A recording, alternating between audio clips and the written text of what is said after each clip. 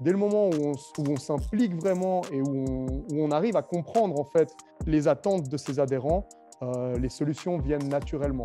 Si on prend concrètement le domaine du sport, on a une vraie responsabilité sur la santé de nos adhérents, qu'elle soit physique ou mentale. Donc ça, c'est tous des aspects qui vont nous donner de la force pour la prise de décision, qui vont nous donner de la force pour la recherche de solutions. Même dans le CrossFit, tu as un formatage des coachs qui se fait. Et oui, ça offre des garanties, oui, ça offre une facilité pour les honneurs, mais à côté, le revers de la médaille, c'est que tout le monde travaille la même chose. Et en fait, c'est difficile de se faire une opinion juste dans cette jungle d'informations et parfois dans ce désert d'informations.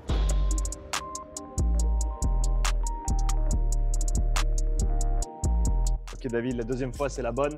Bienvenue dans ce nouveau podcast. Pour donner un petit peu de contexte, on avait enregistré cet épisode qui devait être cet épisode au café Tête de Course il y a un petit moment. Malheureusement, j'avais pas bien fait mes devoirs, le son était vraiment pas top et donc malheureusement ça reflétait pas du tout la qualité de l'échange qu'on avait pu avoir. Donc on a décidé de le repousser un petit peu et de le faire aujourd'hui.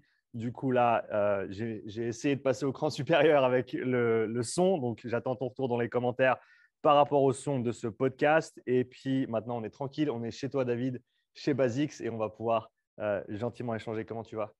Ça va au top. Ouais, c'est vrai que c'était dommage. C'était un superbe échange. On aurait percé, je pense, On aurait changé le game. s'il était sorti ce podcast, on aurait percé.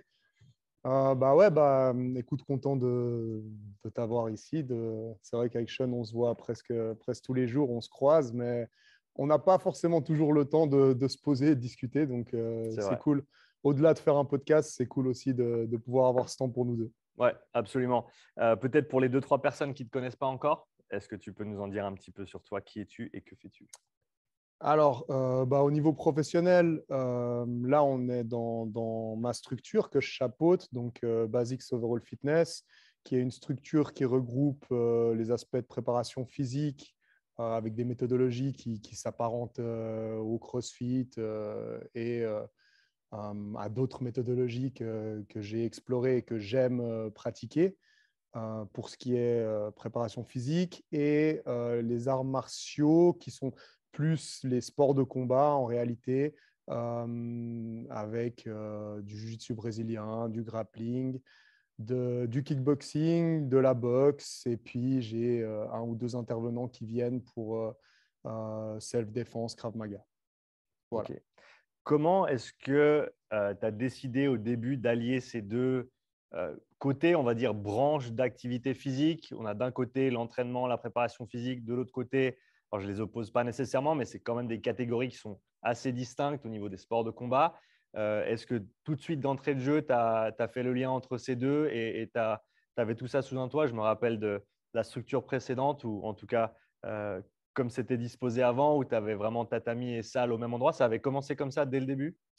Non, alors bon, là, j'ai la chance, avec les années, j'ai la chance et aussi, ça dépend aussi de mes actions, mais c'est clair que voilà, la chance sourit aux audacieux et j'ai pris pas mal de risques. J'ai essayé à chaque fois de m'agrandir.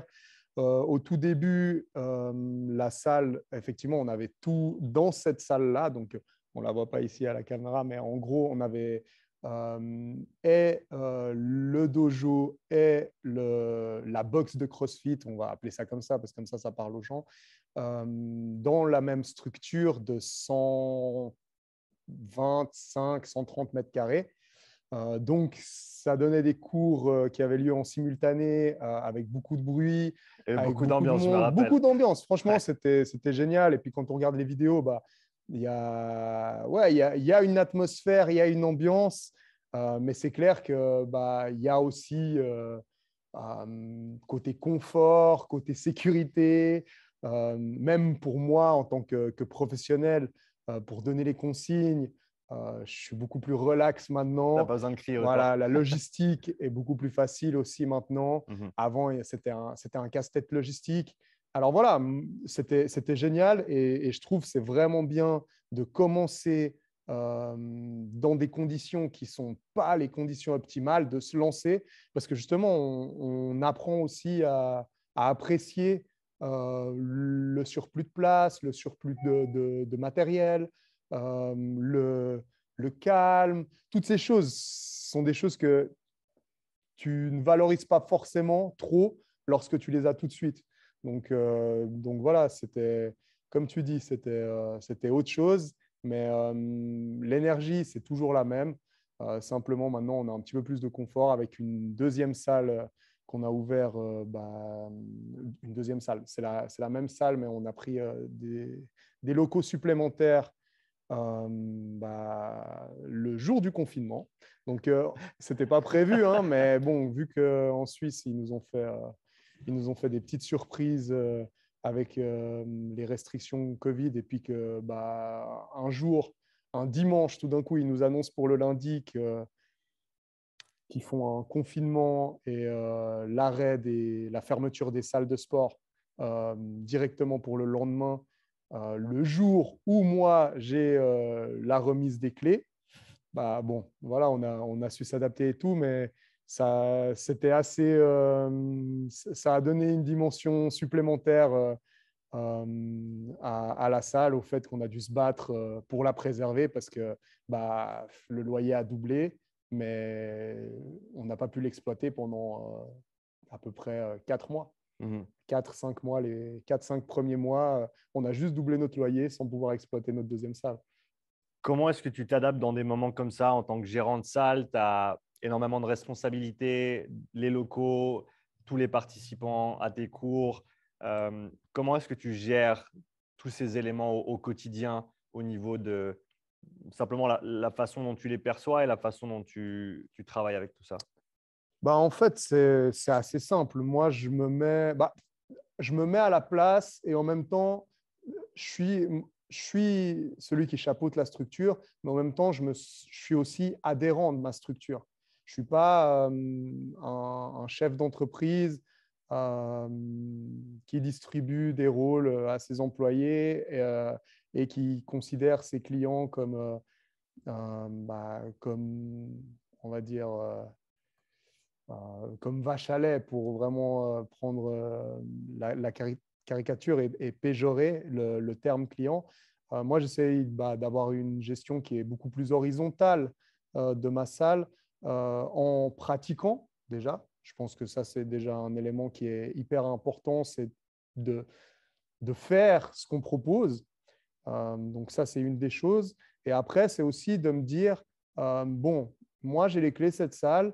Peut-être que mes adhérents, ils aimeraient bien aussi avoir les clés de cette salle pour faire des choses, même si tout d'un coup, il y a des restrictions, même si… Donc voilà, je me suis dit, bon, maintenant, David, mets-toi au même niveau qu'eux. Tu as envie de t'entraîner, tu as vraiment envie de t'entraîner. Donc, il faut que tu puisses faire quelque chose. Il faut que tu puisses aussi leur offrir quelque chose parce qu'eux aussi. Et voilà, et je pense que dès le moment où on s'implique vraiment et où on arrive à comprendre en fait les attentes de ses adhérents, les solutions viennent naturellement. Et c'est ça qui, moi, m'a beaucoup surpris en regardant d'autres salles, c'est de voir en fait le discours communautaire, communautaire, communautaire, hashtag communauté, et de voir en fait tout d'un coup la dissociation de l'adhérent avec les gérants, où tu avais des salles voilà, qui ne proposaient rien, ou alors 2 cours par jour pour des groupes de 200 personnes alors que c'était limité à 4, et ce genre de choses. Donc voilà, moi en gros, je me suis adapté de la façon que je trouvais la plus naturelle. Et voilà. Dans ces moments, quand tu as dans les 2 dernières années, ces décisions qui tombent ou une mauvaise nouvelle, comment est-ce que toi, tu réagis personnellement dans ta tête? Quelle est ta démarche dans ces moments-là? Est-ce que tu es toujours très stoïque avec toi-même? Est-ce qu'il y a des fois un petit moment d'affolement, mais après, tu arrives à te reprendre? Est-ce que tu peux nous parler un petit peu de ce déroulement? Toujours des bonnes questions, Sean. J'essaie. Ouais, je pense que j'ai besoin du feu. Voilà, j'ai besoin du feu, moi, pour être dans l'action. J'aime, en fait, j'aime pour agir, peu importe, hein, même déjà au niveau scolaire. Hein, je pense que c'est là où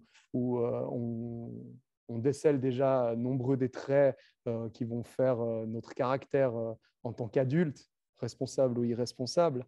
Et un des trucs, typiquement, quand j'étais à l'école, c'était de toujours attendre l'échéance pour faire les choses. Et ça fait que, au final, dans le feu, j'arrivais parfois à faire des trucs que je trouvais, moi, incroyables. Et j'avais besoin de ce feu, de cette échéance, de ce chaos pour faire bouger toutes les choses. Et là, moi, à chaque fois qu'il y a une annonce comme ça, la plupart du temps, c'est un gros stimuli pour moi.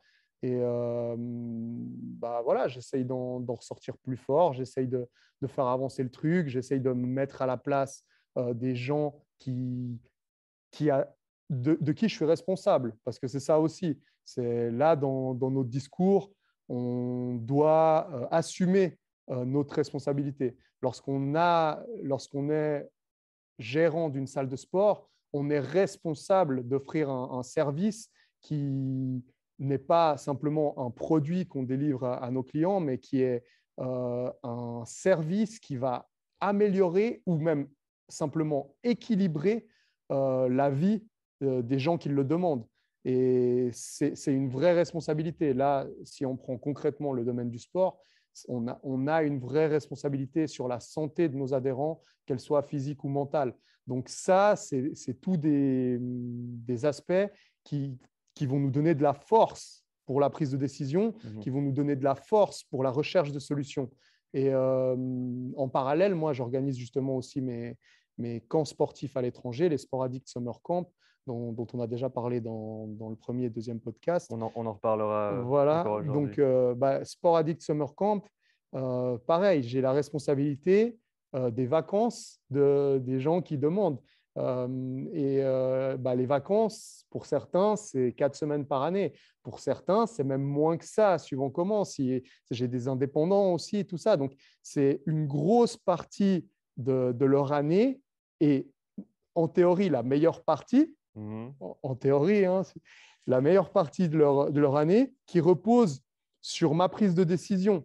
Donc, si moi, je n'ai pas cette conscience de me dire, mec, là, le Conseil fédéral fait n'importe quoi ou fait pas n'importe quoi, ce n'est pas la question, mais le Conseil fédéral a changé les règles, là, tu dois rapidement t'adapter.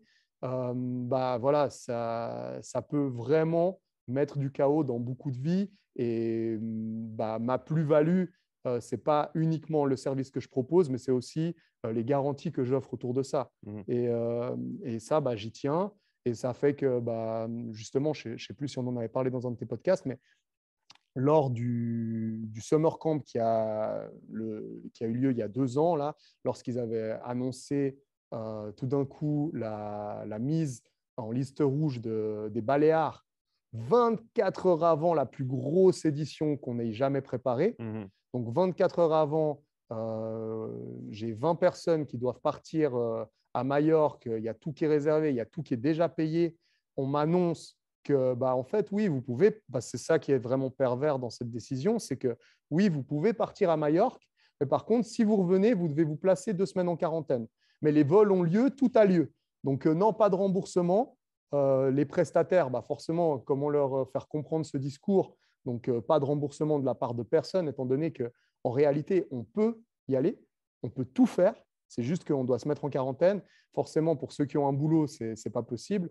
Donc là, déjà, la première des choses, c'est consulter, tout en chapeautant cette consultation, tous les participants et leur offrir un choix multiple de possibilités. Donc, soit maintenir le camp avec cette quarantaine, soit refaire un camp ailleurs, mais ça suppose une grosse confiance de leur part parce que moi, j'ai que 24 heures pour tout refaire, ou alors reporter la valeur du camp à une édition précédente.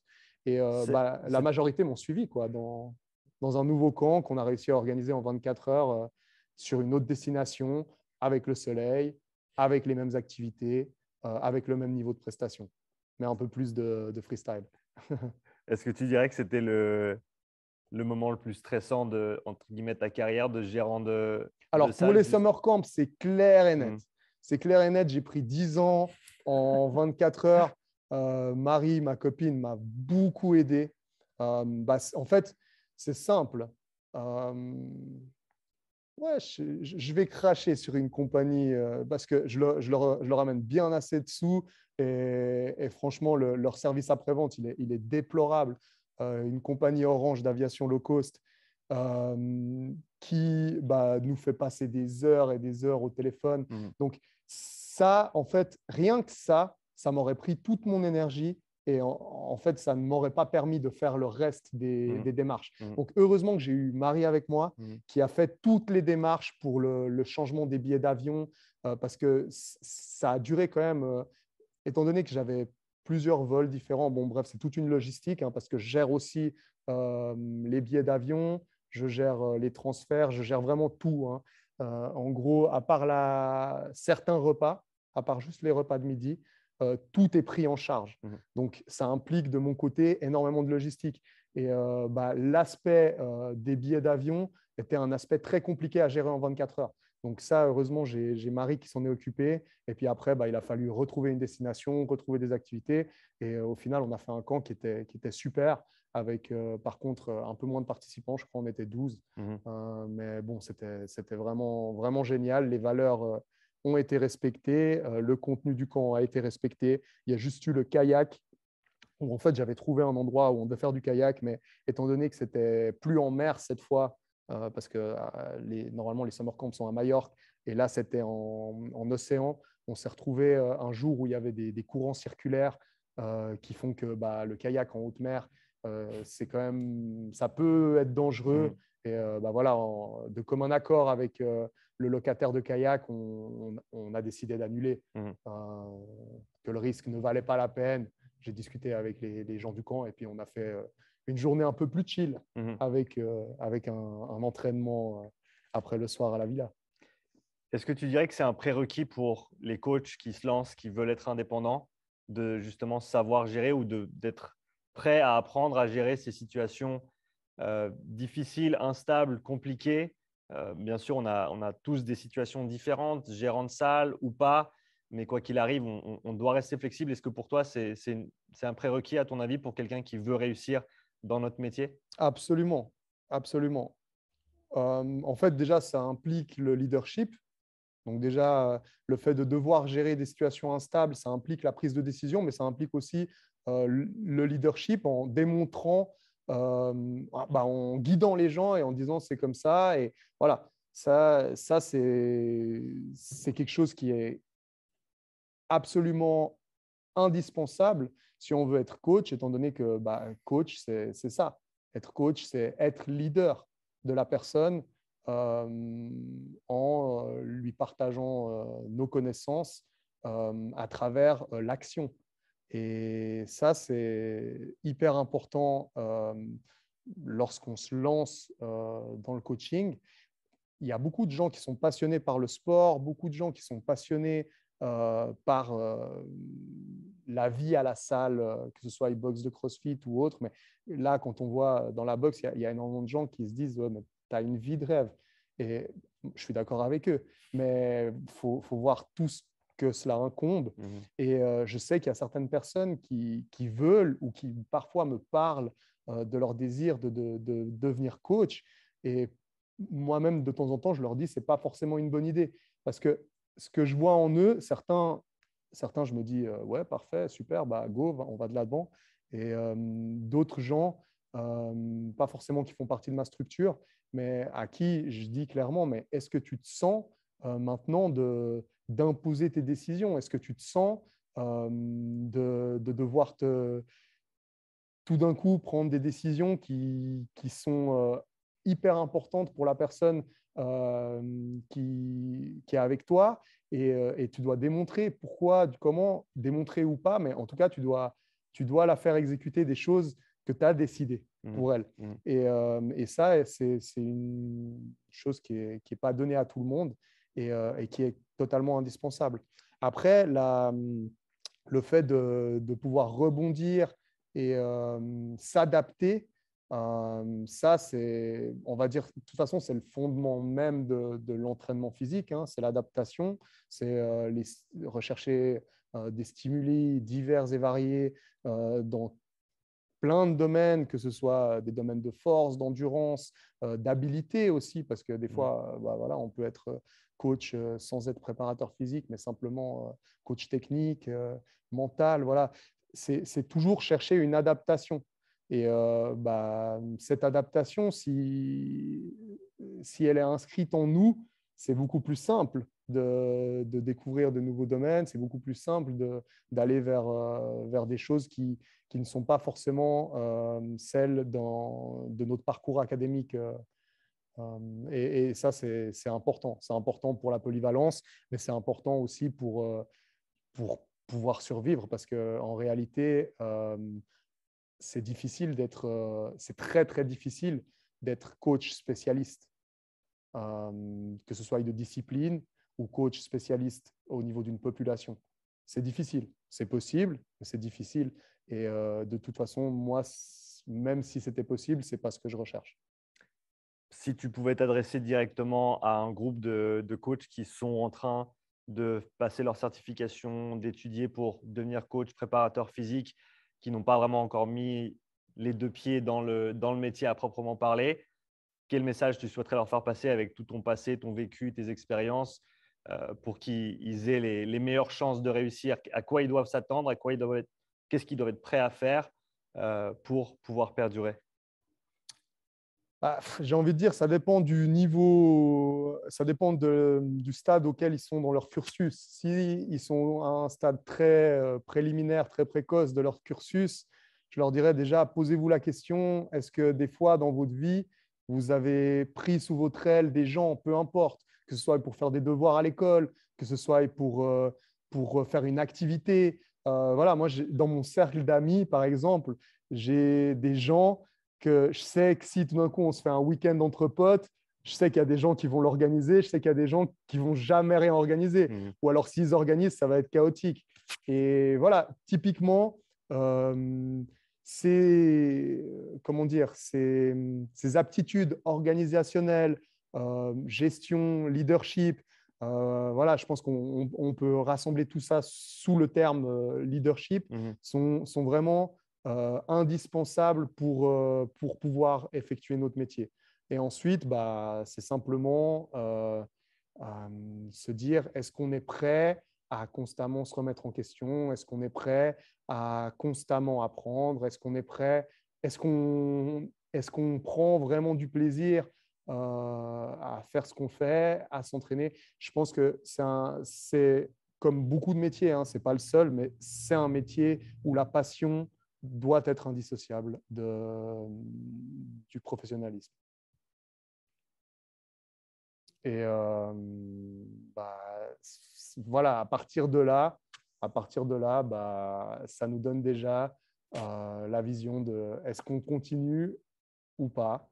Et en fonction de ça, choisir aussi quel type de coach on a envie d'être. Parce qu'après, il y a des sous-catégories qui peuvent aussi nous correspondre, comme il y a des populations qui peuvent nous correspondre. Et suivant comment, peut-être que je serais tombé avec certaines populations. Bon, je pense qu'il y a toujours des forces d'attraction, des lois d'attraction qui sont présentes dans l'univers, qui font qu'on attire aussi ce pourquoi on est fait et ce pourquoi on aspire, ce pourquoi on travaille. Voilà, il y a la loi de l'attraction, elle existe réellement. Donc, c'est quelque chose auquel moi je fais confiance. Mais si on n'est pas dans l'action, si on est quelqu'un de très, très passif, il faut peut-être vraiment se poser la question de quel type de population, vers quel type de population je vais vouloir me tourner. Est-ce que j'ai envie de me spécifier dans une discipline? Est-ce que j'ai envie de me spécifier dans un type de coaching et tout ça? Et ça, c'est des discussions, par exemple, que j'ai eues au tout début avec Loïc, là, que tu connais, que tu as eu sur le podcast et qui travaille avec moi. C'est des discussions assez longues et assez profondes qui nous évitent les mauvaises surprises, qui nous évitent la démotivation et surtout qui font qu'on optimise aussi ses revenus.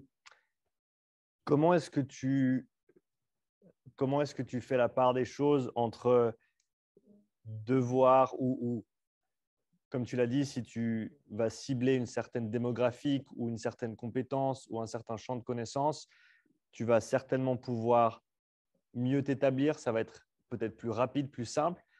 Mais en même temps, le besoin, en tout cas celui que je vois pour un coach, d'être extrêmement bon en tant que généraliste. Parce que se spécialiser, oui, parce que tu peux aller plus loin dans les choses, parce que tu vas savoir exactement à qui tu parles et qu'est-ce que tu dois faire pour pouvoir communiquer avec eux, pour pouvoir travailler avec eux. Mais en même temps, tu dois continuer à tout explorer parce que si tu restes juste dans ta discipline à toi, eh ben, tu vas rater, c'est même pas un monde, tu vas rater Ouais, tous ouais, les mondes qui sont totalement. nécessaires à faire de toi un meilleur coach. Alors, je ne sais pas si mon discours est biaisé parce que moi, en fait, j'ai toujours été dans la polyvalence. Depuis tout petit, j'ai toujours aimé la polyvalence et ça m'a toujours attiré. Et c'est pas que je m'ennuie d'une discipline, mais j'arrive toujours à un certain stade euh, dans une discipline où je me dis, bah, il y a plein de richesses ailleurs, hyper accessibles. Donc, je ne dis pas qu'il n'y a pas plus de richesses dans le sport, la discipline en question, mais avec tellement peu, on peut tellement tirer que bah, ça m'attire et ça me fait rebondir. Et toujours aujourd'hui, moi, je prêche vraiment le discours de la polyvalence et je l'applique. Et en fait, moi, naturellement, je tends vers ça. Donc, c'est facile pour moi d'expliquer les bienfaits de la polyvalence sur notre métier. C'est facile parce que je l'explore, j'arrête pas C'est un petit toutes peu les ta années. marque. Si C'est tu aussi as une marque, oui, c'est ta… en tout cas, c'est le slogan de Basics, hein, Voilà, c'est ouais. la polyvalence est notre spécialité, Mhm. qui est une oxymore, mais qui vise bien à démontrer que au final, voilà, nous, on est spécialistes de la polyvalence et Mhm. ça veut à la fois tout dire et rien dire. Et bah, le fait on en a discuté, on en parle assez souvent lorsqu'on a nos échanges, le fait de découvrir des nouvelles disciplines, ça nous ramène souvent à plein de choses de nos disciplines passées et il y a plein de corrélations qu'on peut faire qui vont beaucoup nous enrichir. Concrètement, concrètement, il faudrait que je donne vraiment des exemples, mais là, par exemple, moi, là, je commence cette année. J'essaye chaque année de commencer des nouveaux sports. Donc, voilà, l'année passée, j'ai commencé le surf. Il y a 2 ans, j'ai commencé à nager. Euh, et des fois, j'en fais plusieurs la même année. Puis, j'essaye toujours d'approfondir quand même un tout petit peu. Et là, je viens de commencer la grimpe. Ça fait pas longtemps. Et en fait, toutes les facettes de la grimpe me passionnent. Mhm. Et je suis vraiment heureux lorsque je fais de la grimpe, comme j'étais vraiment heureux lorsque je faisais du jiu-jitsu, comme les premières fois que j'ai fait du surf, j'étais vraiment heureux. Et en fait, je me rends compte que à chaque fois, il y a un nouveau feu qui naît, et ce feu-là m'apporte plein de compétences en tant que coach, parce que forcément, je vois comment se comportent les gens, je vois les prérequis de chaque discipline. Et ça étoffe en fait simplement ta vision de la préparation physique en général, du coaching à la personne. Parce que là, pareil, moi, qu'est-ce que je fais là en tant que débutant en escalade? Je me fais coacher. Mhm. Et en fait, tu vois que du coaching, c'est du coaching. La prise en charge d'un être humain par un autre être humain, euh, il y a forcément des ressemblances, et la pédagogie, les bons outils pédagogiques sont repris, peu importe les niveaux, peu importe les niveaux et peu importe les disciplines. Et voilà, c'est tout ça qui font que ça étoffe notre expérience. Et au final, notre expérience, c'est ce qui détermine qui nous sommes en tant qu'être humain, mais aussi en tant que professionnel. Est-ce qu'il y a un ou une coach qui t'a marqué dans ton parcours jusqu'ici, qui t'a pris en charge, qui t'a aidé et qui vraiment sort du lot dans peut-être pas ses connaissances techniques, mais vraiment le côté pédagogie et le côté voilà, leadership, coach, quelqu'un Ouais. qui vraiment te donne envie de te donner à fond et qui te donne envie de continuer à comprendre et avancer? Toi, Sean. Non, en fait, c'est trop dur pour moi de te donner un coach qui m'a… Parce que quand je dis toi, Sean, en vrai, tu m'as énormément apporté sur plein d'aspects très techniques, très pointus, mais aussi sur ta manière d'aborder, sur ta manière de coacher. Parce que toi-même, je pense que tu es tout à fait d'accord pour le dire. On a des façons de coacher, d'aborder nos coachings, d'aborder notre vie professionnelle qui sont totalement différentes. Par contre, on se rejoint sur plein de choses et on se comprend. Je pense que tu comprends ma façon de faire comme je comprends la tienne. Pourtant, elles sont très opposées. Et même au niveau de notre profession, la façon dont on gère notre emploi du temps, on est axé sur des disciplines, non, ce n'est pas le bon terme, sur des activités qui sont très éloignées. Mais voilà, tu m'as beaucoup apporté justement du fait que tu as une façon qui est vraiment différente et c'est pour ça que c'est bien de s'entourer de gens différents parce que ça nous ouvre des portes de réflexion et parfois ça nous aide. Et moi, je sais que j'ai beaucoup à apprendre encore de toi et je m'inspire déjà pour tout ce qui est organisationnel de certaines choses que tu fais et j'ai encore du travail à fournir là-dedans. Après, chaque coach qui est intervenu dans ma vie m'a marqué de différentes manières. C'est vrai que mon coach de Jiu-Jitsu pour les aspects sportifs, motivationnels et fédérateurs, parce que c'était un truc de dingue. Donc Robinho, qui est mon maître de jiu-jitsu brésilien. Comment tu définis le terme fédérateur? Fédérateur, c'est contagieux. C'est en gros le fait de pouvoir créer un groupe de personnes qui sont contaminées par la passion. Voilà, on va dire ça comme ça, par la même passion. Et ça, c'est un truc que lui, par son tempérament, par sa dynamique, arrive super bien à faire. Et je pense que naturellement, ça s'est inscrit en moi parce que j'étais pendant une longue période de ma vie, longue, pas si longue que ça, mais pendant quelques années, on va dire, j'ai vécu vraiment presque quotidiennement avec lui sur les entraînements et sur les trajets. Et je voyais comment il faisait en fait avec les différents adhérents du club qui revenaient pour certains, les nouveaux, d'autres qui tout d'un coup perdaient en motivation. Et moi, je voyais tout ça à côté de lui parce que vu qu'on n'habitait pas loin l'un de l'autre, j'étais vraiment très, très souvent avec lui pendant les premières années. Et en fait, je voyais quelle psychologie il avait derrière. Et parfois, on en parlait, on débriefait là-dessus. Et ça m'a vraiment beaucoup apporté pour ces aspects-là parce que naturellement, il avait ce côté de hey, « mon frère, mais vas-y, tu fais quoi et tout? Non, mais viens aujourd'hui, allez, il n'y a pas d'excuses. Ouais, mais alors, tu dois travailler. Alors, arrête le travail et fais du jiu-jitsu. » Tout ça avec le sourire, ce qui fait que au final, tu as envie de revenir parce que tu sais que tu n'as pas de pression et tu sais que le mec, voilà, il a envie de te motiver, il n'oublie pas en fait les soucis que tu peux avoir dans la vie, les problématiques que tu peux rencontrer et cette empathie, cette sympathie qu'il avait un peu envers tout le monde, cette sympathie qui était personnalisée en fait, c'est quelque chose qui fait que les gens ils reviennent et au final ils reviennent pas forcément que pour la discipline, pas que forcément pour le groupe, mais ils viennent aussi beaucoup pour la personne. Et c'est un tout, hein, c'est un tout. Et ça, c'est quelque chose que je pense qui m'a vraiment beaucoup appris sur le plan humain et professionnel. Mais après, voilà, j'ai eu d'autres coachs qui m'ont énormément apporté aussi. Je voulais rebondir sur ce que tu disais avant par rapport au fait qu'on a des styles qui sont très, très différents, des approches, perspectives. C'est intéressant parce que j'ai eu cette réflexion il y a, je dirais, une semaine de ça. Ça devait être une pensée du jour. Ça ne l'a pas encore été. Mais c'est une chose que j'ai réalisée justement en ayant la chance de travailler ici à Basics, de faire mes coachings ici, de voir la façon dont tu fais les choses, dont Loïc fait les choses. Comme tu l'as dit, simplement parce qu'on n'a pas le même style, ça ne veut pas dire qu'on ne peut pas se retrouver sur des principes, sur des valeurs qui sont communes au final. et qui sont sous-jacentes à tout ça.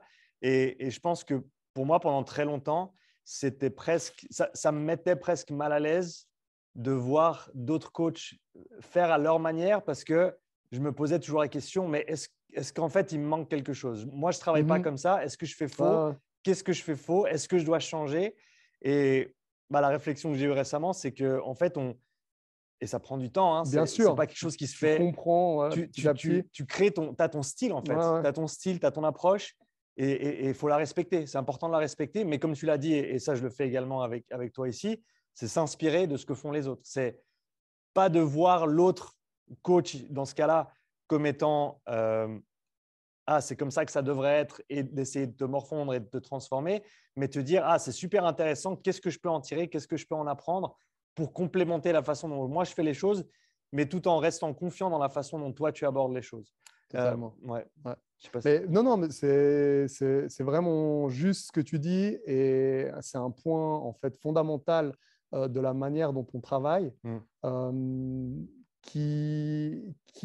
fait, qui ne peut pas s'exprimer dans certaines voies traditionnelles et classiques, ou en tout cas, ça va avoir un frein dans certaines voies. Je pense par exemple aux coachs qui travaillent dans des fitness, comme moi je l'ai été. Moi, avant d'ouvrir ma propre structure, j'avais travaillé à peu près 11-12 ans dans des salles de fitness.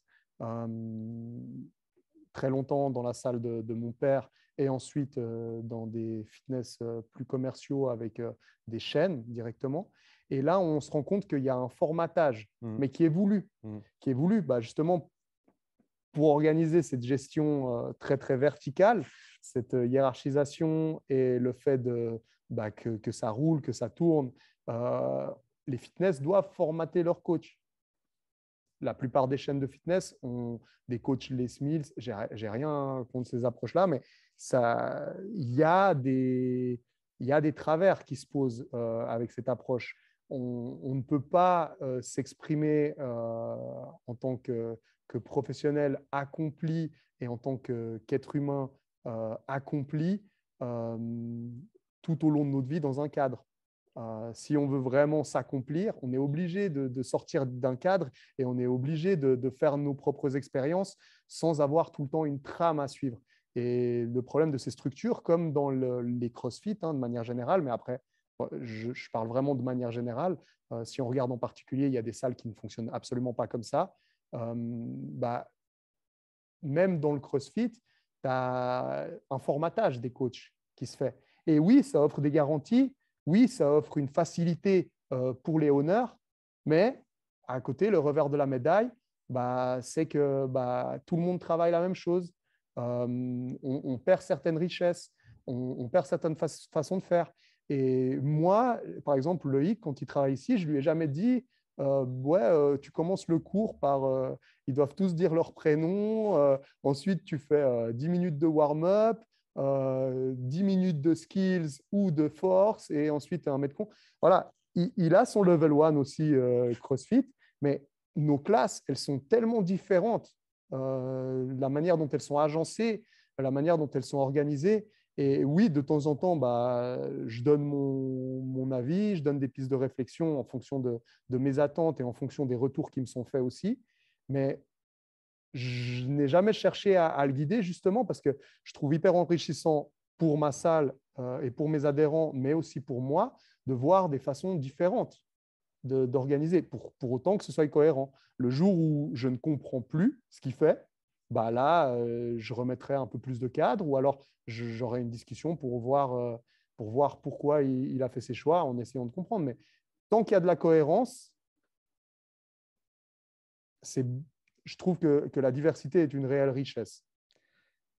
Comment est-ce que tu maintiens cette cohérence tout en étant aussi polyvalent que tu l'es, avec l'approche que tu as? Basics, pour ceux qui ne connaissent pas, il y a des classes très, très différentes au cours de la semaine.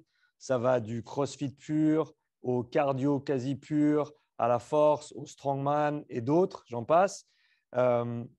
Comment est-ce que tu organises toutes ces méthodologies d'entraînement différentes sous un seul toit pour faire en sorte, encore une fois, que tu aies quand même une offre, entre guillemets, qui soit cohérente et pour toi, une réflexion qui reste en accord avec tes valeurs et ce que tu essayes de mettre en Ouais. avant. Bah là, je vais, pour une fois, depuis le début du podcast, je vais être beaucoup plus concret. Donc, bon, déjà, la première chose, ça a été d'agender les classes aux heures et aux jours de la semaine. Donc, l'approche très CrossFit du metcon complètement aléatoire, de la force. Tout est structuré, mais selon une semaine qui n'est pas forcément de 7 jours et tout ça. Là, de toute façon, dans les programmations, on voit que ça se fait de moins en moins. Maintenant, de plus en plus, les gens prennent une programmation sur 7 jours et en fonction du jour, il y a telle ou telle séance et tout ça. Donc moi, depuis le début, j'ai toujours gardé une structure sur 7 jours qui me permettait, si j'étais un adhérent classique et que j'ai des disponibilités aux heures des cours, ça me permet vraiment de travailler l'ensemble du spectre de la préparation physique et des arts martiaux, des sports de combat. Donc, tout est agencé pour qu'on puisse faire même la même journée un cours avec un autre cours. Et j'ai des gens, par exemple, qui font le jiu-jitsu. Juste avant, ils font un cours, par exemple, de skills en haltéro. Voilà. Et ça, j'ai des gens qui le font. Ce n'est pas tout le monde, parce que ce n'est pas donné à tout le monde déjà d'avoir le temps. Et il n'y a pas forcément tout le monde qui a envie de faire tous les aspects de la préparation physique. C'est pour ça aussi que j'ai cette possibilité de segmenter chez moi et que je n'ai pas tous les cours qui ressemblent à des classes de CrossFit, mais on va dire fondamentalement, j'en ai 2 par semaine où vraiment l'entraînement est croisé, les modalités sont mixées et là, c'est un peu plus aléatoire. Et ensuite, concernant la structure, je cycle simplement. Je cycle certains éléments avec des focus en fonction des disciplines. Donc, j'essaye d'avoir toujours un focus pour les classes haltéro qui va revenir et qui va être progressivement augmenté en termes d'intensité, soit par le volume, soit par la charge, soit par les deux, soit par la diminution des temps de récup. Et en gros, ce que je viens de dénoncer, ça s'applique là, par exemple, pour l'haltérophilie, mais ça s'applique pour toutes les autres disciplines aussi. Ça s'applique pour la gymnastique, qu'elle soit suspendue ou au sol. Ça s'applique pour l'endurance, avec aussi justement une approche qui est cyclée. Et lorsque je fais des modalités mixtes, je garde toujours en tête justement ce cycle, même si de temps en temps, je sors des sentiers battus, parce que je trouve que c'est bien, que j'aime, et que fondamentalement, le discours, comment ils disent en anglais, ready for the unknown, je ne sais plus comment. Ready for the unknown, voilà, en gros, prêt pour l'inconnu. Ouais. Bon, c'est un truc prêt pour l'inconnu qui me fait toujours rire lorsqu'on parle que de CrossFit, parce qu'au final, quand on regarde vraiment les compétitions de CrossFit, la plupart du temps, il n'y a rien d'inconnu, ou très, très, très peu. Le format, quoi. Le contenu, voilà, il est connu, le format. Le connu, voilà, il y a presque tout qui est connu. Et voilà, je trouve qu'il y a beaucoup plus d'inconnus dans d'autres sports et les gens ne s'en vantent pas autant. Mais bref, pour revenir à ce que je disais, quand même rajouter de temps en temps des choses qui sortent complètement du cycle. Et puis voilà en gros mon approche pour la programmation de la salle, pour la programmation des cours et la structure des entraînements. Et c'est quelque chose que je fais même en jiu-jitsu, même dans les sports de combat. Et je pense qu'il m'a beaucoup aidé et qui a fait qu'on a réussi à avoir le niveau qu'on a aujourd'hui en jiu-jitsu avec ma petite équipe. On est une toute petite team. On n'a que 2 cours par semaine avec kimono. Et pourtant, dans les compétitions, on n'a vraiment pas à pâlir. Je pense justement parce que voilà, j'ai vraiment structuré. J'essaye de structurer. Si tout d'un coup on travaille un type de garde, pendant plusieurs semaines on va travailler ce type de garde. Si tout d'un coup on travaille sur certaines soumissions, on va les répéter, driller jusqu'à ce que ça devienne automatique. Et on avance vraiment pièce par pièce en construisant le puzzle dans un puzzle qui comporte 3 millions de pièces. Mais on avance quand même pièce par pièce. Et ça c'est important parce que c'est vrai que quand on a des puzzles de cette envergure, que ce soit en CrossFit ou en Jiu-Jitsu brésilien, qui sont des sports dans lesquels, je ne sais plus qui c'est qui disait là, que pour avoir la maîtrise d'une discipline, il faut 10 000 heures. ces 10 000 heures, elles ne veulent absolument plus rien dire, en fait, quand on a des disciplines comme le CrossFit ou comme le jiu-jitsu brésilien, parce que je pense vraiment que c'est infini et puis que même au bout de 10 000 heures, mais bon, de toute façon, c'est toujours nuancé, hein, ce discours, mais voilà, il y a tellement qu'on peut vite se perdre en tant que pédagogue, en tant que coach. Et moi-même, des fois, en live, je me perds.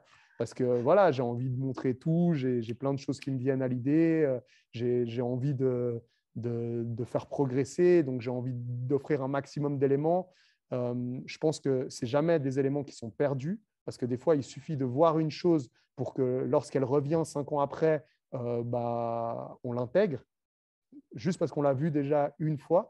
Et là, tout d'un coup, ça nous fait un flashback. Et le fait d'avoir ce rebond, ça nous fait l'intégrer. Donc, je pense que des fois, c'est bien aussi que je me perde et puis que je donne beaucoup de choses, même si on n'arrive pas à tout assimiler de suite, parce qu'après, ça aura une importance. Mais voilà, j'essaye de structurer un peu comme ça. Un aspect dont on avait parlé la fois précédente sur l'enregistrement qui ne paraîtra jamais et que j'avais bien aimé, c'était sur le sujet de la préparation physique, de l'approche générale contre, si on peut les mettre en opposition, le côté spécifique. Ouais. Un des constats que j'ai fait récemment, notamment au travers des tests que j'ai fait avec différents athlètes de différents sports, c'est, en tout cas, il me semble, de mon point de vue, un manque assez important de préparation physique générale chez la plupart des athlètes. Il y a un gros focus au niveau spécifique de leur discipline, de leur sport. Mais au-delà de ça, ils sont, on va dire, spécialistes de leur sport avant d'être athlètes au sens large. Exactement. Et c'est une des choses qui me force à peut-être parler un petit peu plus de cette préparation physique générale de manière générale. De ton point de vue, qu'est-ce que tu vois dans le monde du sport à l'heure actuelle, les athlètes avec lesquels tu as la chance de travailler? Est-ce que c'est un constat que tu fais aussi ou autre? Totalement. C'est un constat que je fais totalement. Et là-dessus, je pense qu'effectivement, toi, tu m'as beaucoup apporté. Si ma salle s'appelle Basics, ce n'est pas pour rien. Si aujourd'hui, je parle de retour aux bases, ce n'est pas uniquement dans la discipline. C'est aussi, comme tu dis, dans le fait d'être athlète, dans le fait d'être un humain, dans le fait… Voilà, ce n'est pas juste retourner aux bases pour notre sport. C'est pas en tant que nageur, c'est pas juste réapprendre le crawl. C'est simplement déjà voir si, même peut-être hors de l'eau, ton mouvement de crawl, il est reproductible sans que ça n'engage de douleur, de compensation. Qu'est-ce qui est perfectible en fait dans tes bases? Et là-dessus, je pense qu'on s'est super bien trouvé. Et moi, je sais que tu m'as beaucoup apporté. Je ne le dis pas pour te flatter, je le dis vraiment parce que je le pense sincèrement. Lorsqu'on a travaillé, par exemple, sur le rameur, lorsqu'on a travaillé sur la course à pied, là, je me disais, en fait, c'est là où je me suis dit, ce gars, il sort du lot. C'est pas parce que je t'ai vu faire des exercices totalement fous. Non, justement, au contraire. C'est parce que je t'ai vu faire des exercices comme placer les mecs de rugby en isométrie contre un mur avec un genou relevé, où là, je me suis dit, putain, mais il n'est pas con, le mec. Hein. Le gars, pour le transfert, pour la vitesse, pour le changement de direction, voilà, il fait passer du temps à ses athlètes et c'est pas con. Et de toute façon, de manière générale, voilà, l'isométrie et tout, ça parle. Ça parle parce que tu te dis, ah ouais, cette position, déjà, elle n'est pas maîtrisée. C'est facile, en fait. C'est un bon scan et en même temps, ça démontre aussi la difficulté de certaines choses dans le sport et des difficultés qui ne sont pas maîtrisées par plein de gens ou peut-être pas par l'athlète en question. Et ça, c'est quelque chose voilà, où je me suis dit, ouais, OK, là, il faut vraiment que je revoie certaines choses avec certains de mes athlètes. Puis ça m'a donné des vraies pistes de réflexion. Je parle de ça, mais je parle aussi de ton retour à certains aspects de positionnement par rapport à la respiration. De quoi encore? Je n'ai pas d'autres exemples concrets, mais je sais qu'il y en a beaucoup pour lesquels ton travail, que ce soit sur moi directement, parce qu'on a travaillé ensemble sur du sprint, on a travaillé ensemble sur du rameur, on a travaillé ensemble sur de la course d'endurance et sur du vélo. le travail qu'on a fait ensemble, ça m'a donné beaucoup de pistes à explorer là-dessus, mais aussi quand je t'ai vu travailler. Et typiquement, comme tu dis, l'approche spécialiste qu'on voit souvent, parfois, elle est même, comment dire, dénaturante. C'était ça, on en parlait la dernière fois, dénaturante de l'activité elle-même. Typiquement, lorsqu'on voit des footballeurs, je prends souvent cet exemple, mais parce qu'il est assez parlant, des footballeurs frapper avec un élastique accroché sur le pied, je ne dis pas que ça ne peut pas être bien comme stimuli supplémentaire lors d'une séance, mais si ça devient une base de travail, quelle pertinence a ça? Parce qu'en réalité, on va simplement dénaturer un geste par une contrainte extérieure qui n'est pas la contrainte qui serait impliquée qui serait imputée dans le sport. La même chose, au même titre que on n'est pas dans Dragon Ball Z et que si on fait tous nos exercices de poids de corps avec un gilet lesté, on a une contrainte qui n'est pas la même. Même c'est pas. En fait, le problème, c'est que les gens de l'extérieur ou les gens qui ne se posent pas de réelles questions sur la pertinence de l'exercice dans la préparation physique, ils se disent quoi? Ils se disent plus la contrainte est grande, plus les résultats seront grands. En gros, c'est ça. Plus la contrainte est grande, plus le fait d'enlever la contrainte, ça va paraître facile. Sauf que ce n'est pas du tout ça. Il y a ça et il y a aussi, plus le mouvement ressemble, et plus il va y avoir de transfert. Exactement. Alors qu'en réalité, c'est parfois le contraire. Et les principes de confusion, pour les coachs qui ne se sont même pas posé la question de comment marche le cerveau par rapport à nos gestes et à nos mouvements, il y a des principes de confusion qu'on crée lorsqu'on fait quelque chose qui est trop proche de notre activité finale, qui peut vraiment en fait, nous handicaper. Donc, il y a certains coachs, c'est non seulement ils font perdre du temps et de l'énergie à leurs athlètes, mais en plus de ça, ils leur créent des handicaps. Et ça se voit, par exemple, dans des sports super fins comme l'haltérophilie. L'haltérophilie, typiquement, suivant qu'est-ce que tu vas mettre comme contrainte, ou même la gymnastique. La gymnastique, c'est un assez bon exemple parce que énormément de gens utilisaient les élastiques lors de la gym suspendue. Ça te fait de moins en moins parce que justement, il y a beaucoup de gens qui décrivent ça, notamment parce que ça dénature complètement en fait, le geste et qu'en réalité, lorsqu'on fait par exemple une traction, lorsqu'on est suspendu, il y a une traction qui se fait aussi de la part de notre tronc au niveau du bassin. Il y a une traction qui se fait qui est totalement annulée lorsqu'on appuie sur un élastique. Donc, oui, on a certaines contraintes qui vont être similaires et je ne dis pas que le travail avec élastique est absolument à bannir, mais simplement à contextualiser et à utiliser modérément, comme le travail avec gilet lesté pour un coureur, comme le travail. Et après, il y a les dérives. Non, mais parce que là, ça me fait penser. David, non, et après, il y a les dérives, tenue de sudation, masque, comment tu appelles ça, masque respiratoire. Voilà. Et ça, là, on est encore plus dans les absurdités parce que voilà, typiquement, le masque respiratoire, ça vous incite en fait, à respirer encore plus fort avec la bouche. Vous allez utiliser ce qui est le plus puissant, mais qui est le plus coûteux aussi, pour pas trop aller dans les détails. Mais vous allez utiliser votre bouche de la manière la plus forte possible. Alors, ça peut avoir des bienfaits, mais on va dire la mauvaise mécanique que vous allez engendrer après lorsque vous allez enlever le masque, elle est tellement plus néfaste que les bienfaits que vous allez gagner que si vous le faites surtout de manière régulière, pour moi, ça ne fait aucun sens. J'ai parlé de quoi aussi? Ouais, tenue de sudation. Mais tenue de sudation, ça c'est un assez bon exemple. Des mecs, plus je transpire, plus je perds du poids. Là, c'est vraiment les mecs qui ne se sont pas posé la question pourquoi est-ce qu'on transpire? C'est quoi le mécanisme de la transpiration? Et les mecs se sont dit, chaque fois que je transpire, j'évacue du gras. Il y en a presque qui croient ça, tu vois. Et, on en revient à vraiment comprendre pourquoi tu fais une chose ou une autre. Voilà, pourquoi on fait une chose ou l'autre.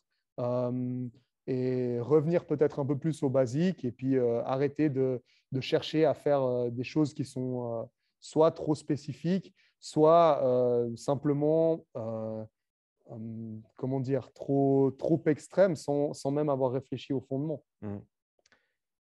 Un autre sujet dont on voulait parler aujourd'hui, David, c'est celui de la nutrition, euh, notamment au travers de ton expérience, au travers des années, avec ce que tu as pu expérimenter, mettre en place, trouver comme étant des approches qui t'ont aidé ou pas.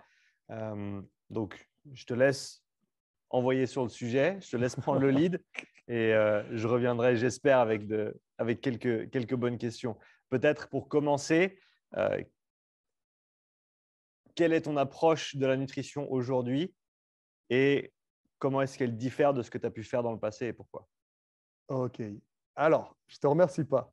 Je te remercie pas parce que, donc, en fait, voilà, on part sur ce sujet parce qu'effectivement, je disais à Sean, en voix off, je disais à Sean que j'aurais aimé, lorsque j'ai changé de mode d'alimentation, donc moi, j'ai fait 3 ans en tant que végétarien, j'aurais aimé avoir plus de sources de gens qui pratiquent les mêmes activités, qui ont un peu les mêmes objectifs et que c'était difficile.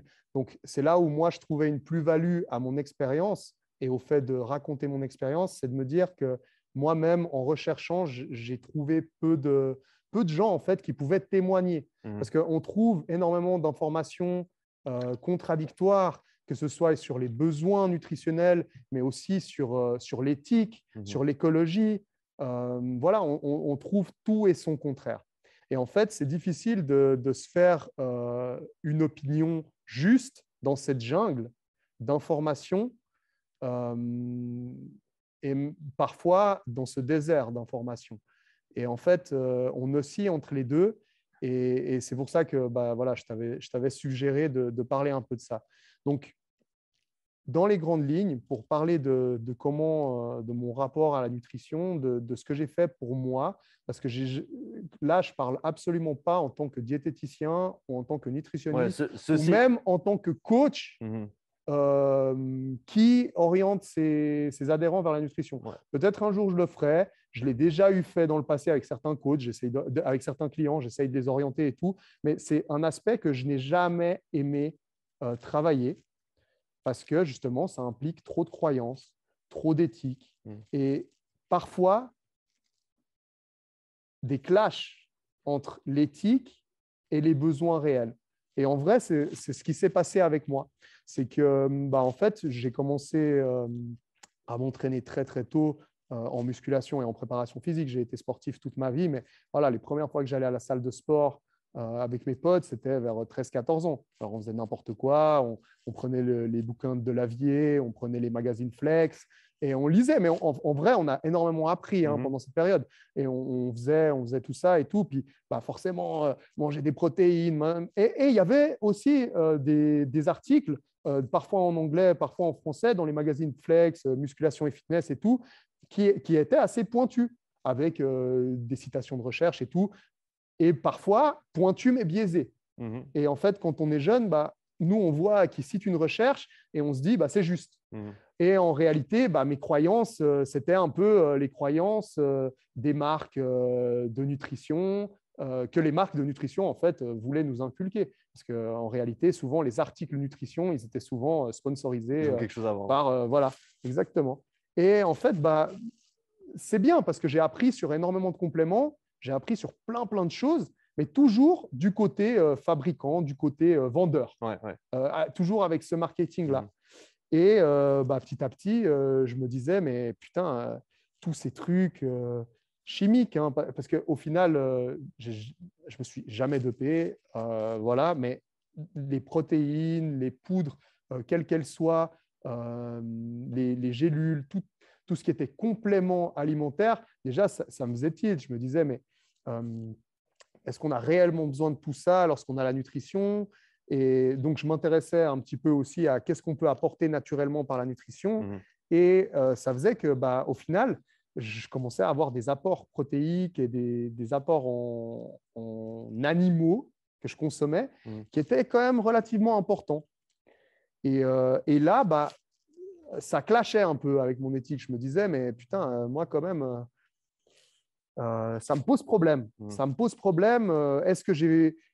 Ok, j'ai envie d'être musclé, ok, j'ai envie d'être plus fort, ok, j'ai envie d'être plus athlétique, plus performant, mais est-ce que j'en ai tellement envie que ça prend le pas sur la qualité du traitement des animaux? Est-ce que ça prend le pas sur le fait que on a besoin de tuer autant d'animaux alors que mes besoins fondamentaux pour survivre, ils sont beaucoup moins élevés? Mhm. Et bon, c'est un cheminement qui est apparu comme ça au fil des années, qui s'est accentué. Et un jour, avec ma compagne, là, Marie, on a décidé d'arrêter complètement du jour au lendemain parce qu'on avait les deux, on était très viandards. On adorait vraiment la viande et j'adore toujours consommer certaines viandes de bonne qualité. On adorait les tartares, on adorait la viande rouge. C'est pas comme j'explique ça parce que je pense que d'un point de vue auditeur, c'est important de comprendre aussi le goût, les aspirations naturelles, toutes ces choses pour comprendre le cheminement et pour voir si on peut se l'approprier d'une certaine façon. Et en fait, on adorait vraiment la viande, mais du jour au lendemain, on s'est dit, ouais, c'est trop. Non, là, on ne peut plus fermer les yeux. Voilà, on ne peut plus être des enculés, on ne peut plus être des connards qui ferment les yeux. Et on doit essayer autre chose. On se le doit. On se le doit. Et on ne s'est pas dit, on essaye quelque chose et si ça ne va pas, on arrête. On s'est dit, non, c'est la bonne chose à faire. C'est la bonne chose à faire, c'est l'heure, on va de l'avant, on le fait à fond. Alors, les premiers mois, ça a été carrément vegan. Donc, on a enlevé toute source de produits animaux parce que voilà, on s'est dit faut qu'on soit entier dans notre réflexion. Est-ce qu'on peut manger des œufs?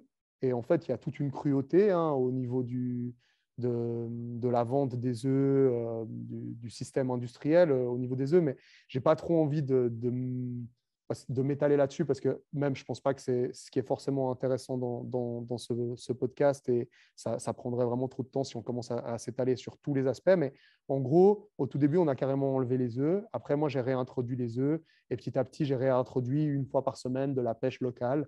Donc voilà.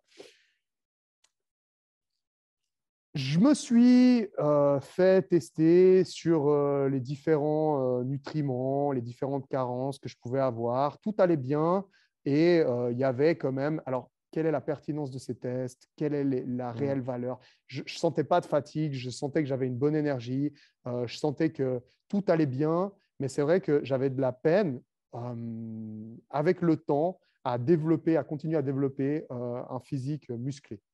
J'avais l'impression que j'avais une phase de stagnation. Ouais. Et j'avais aussi de la peine en fait, à consommer autant de protéines que j'en consommais lorsque je mangeais un peu plus de chair animale. Et tout ça m'a mené à réintroduire une fois par semaine le poisson. J'ai réintroduit, comme je disais, de la pêche locale parce que je me disais, voilà, c'est des poissons qui sont en liberté et tout. Parce que moi, ça a toujours été ça. Ça n'a pas été les aspects santé. Moi, je me suis toujours dit, c'est un sacrifice, entre guillemets, que tu fais de ne plus manger parce que tu aimes ça et parce que ton corps l'accepte assez bien. C'est un sacrifice que tu fais, mais pour des raisons de conscience.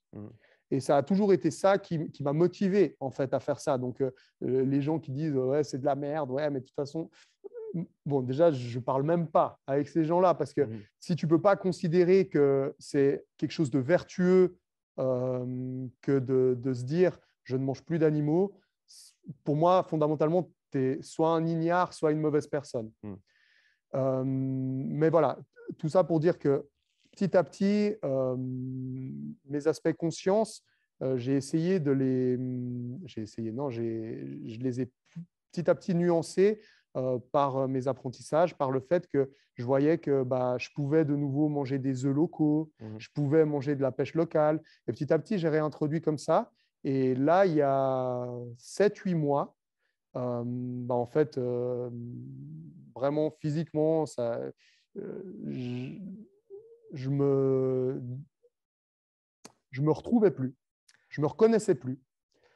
Ça a duré combien de temps, on va dire la durée parce que j'ai pas d'autres termes en tête, mais ton expérience en tant que végétarien, elle a duré combien de temps? Alors, 3 ans. En 3 ans, j'ai mangé peut-être 3 fois de la viande, voilà, en 3 ans, 2 ou 3 fois. Et tu nous parles du début où ça allait très très bien et de la fin où tu te retrouvais plus.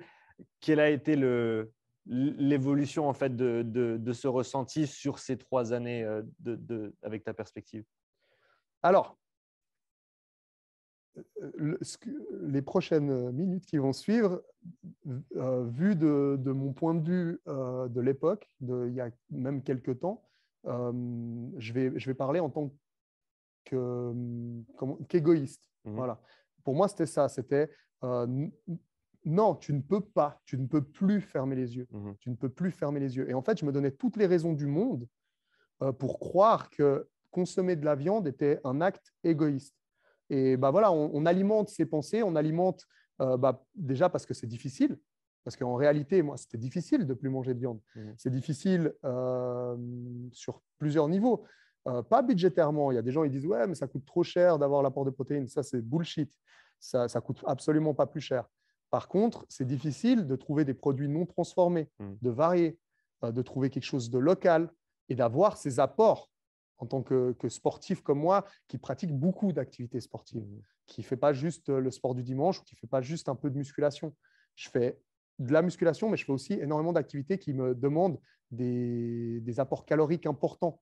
Et d'avoir ces apports caloriques importants, mais en même temps équilibrés au niveau des macros et de la qualité du non transformé et du local, ça devenait en fait trop compliqué. Et c'est ce cheminement-là de pensée qui m'a ramené à reconsommer de la viande et des produits charnés ces derniers temps. Donc, quand tu disais que tu ne te retrouvais plus, je ne me retrouvais plus en fait. Tu as fait cette transition, c'était plus au niveau moral, si on veut dire, que physique, tu dirais? Les deux. Les deux. Physiquement, en fait, le problème, c'est que l'aspect moral prenait le pas sur le physique. Et je me disais, mec, si tu dois avoir ce corps-là pour être en accord avec tes convictions, tant pis. Sauf que en réalité, on en souffre beaucoup trop. On doit être en accord avec son corps. On doit…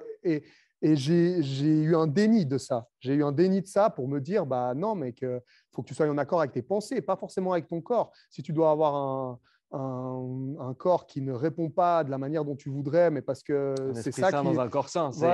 Mais c'est un équilibre qui est compliqué. Et je pense que fondamentalement, malheureusement, on est un prédateur. Mais voilà, je me tirerais une balle il y a 2 ans si je m'entendrais dire ça. Mais maintenant, je le nuance beaucoup plus. Je le nuance beaucoup plus et je le fais avec conscience. Ça ne veut pas dire que je remange la viande, que je fais n'importe quoi. J'essaye d'avoir toujours un minimum d'apport au niveau charné et d'avoir en gros des apports qui sont éthiquement beaucoup plus responsables à mon avis.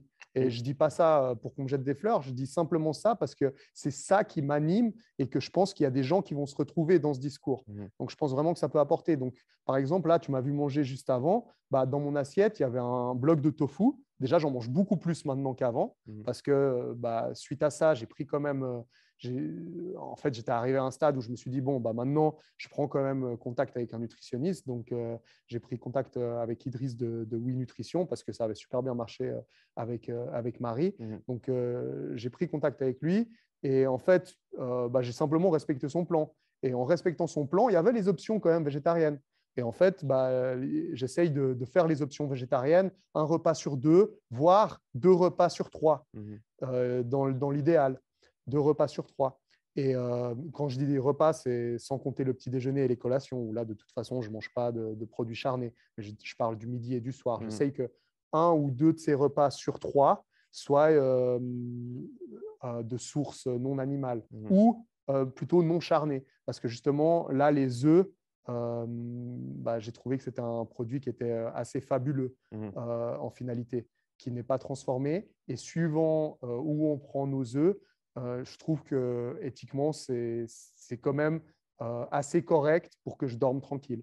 Et voilà. J'allais dire, c'est une des chances qu'on a ici. Ouais, exactement. C'est qu'on a littéralement la campagne derrière nous. Exactement. Je veux dire, les œufs, c'est… J'aurais pas du tout le même discours. J'aurais pas le même discours dans un village ou au dans Togo, une grande ville j'en en sais Amérique rien. du Nord. Voilà, Enfin, exactement. en ayant vécu au Canada pendant plusieurs années, alors il y a aussi, et ça se développe de plus en plus, hein, et je pense aussi que c'est parce que les gens recherchent ça de plus en plus, c'est justement cette proximité.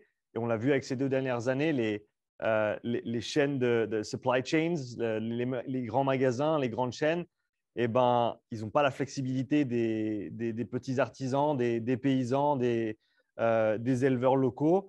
Et on a la chance d'avoir justement toutes ces personnes qui travaillent ici. Et au final, tu vas acheter chez eux, Ouais. tu sais comment ils traitent leurs animaux. C'est souvent moins cher que d'aller au Ouais, moins supermarché. cher ou Équivalent, quoi qu'il arrive. Disons que la valeur du produit, elle est souvent plus respectée par le prix. Alors que ce qu'on trouve en grande surface, rarement.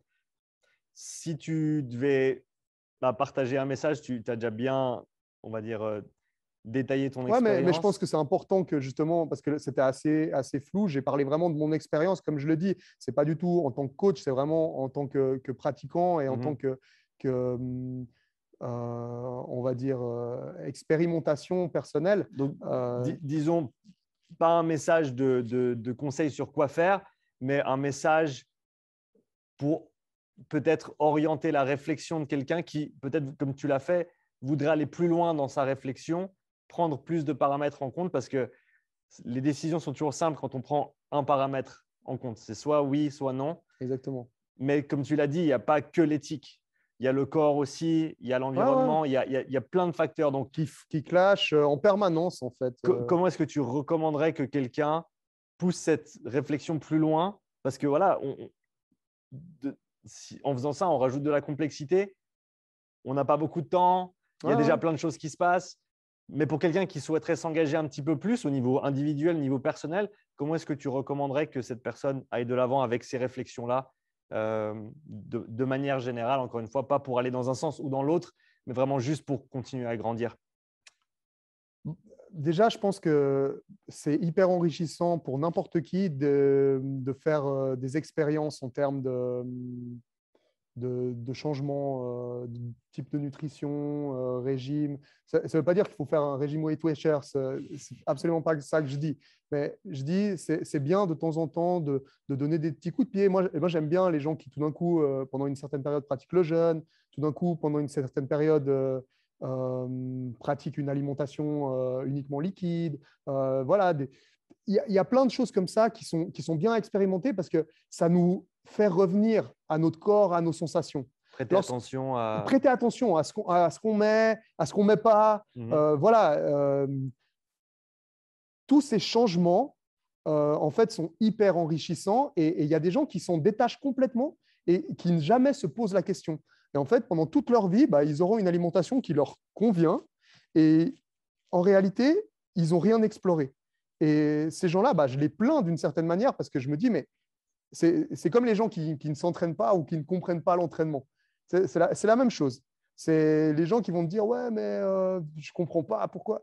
Mais mec, tu ne comprends pas simplement parce que tu n'as pas assez expérimenté. Tu ne sais pas les richesses qu'il y a à souffrir. Tu ne sais pas les richesses qu'il y a à découvrir jusqu'où tu peux aller, à découvrir. Et là, c'est la même chose avec la nutrition. Les richesses qu'il y a à se retenir de manger, les richesses qu'il y a à manger qu'un type d'aliment, à varier les plaisirs.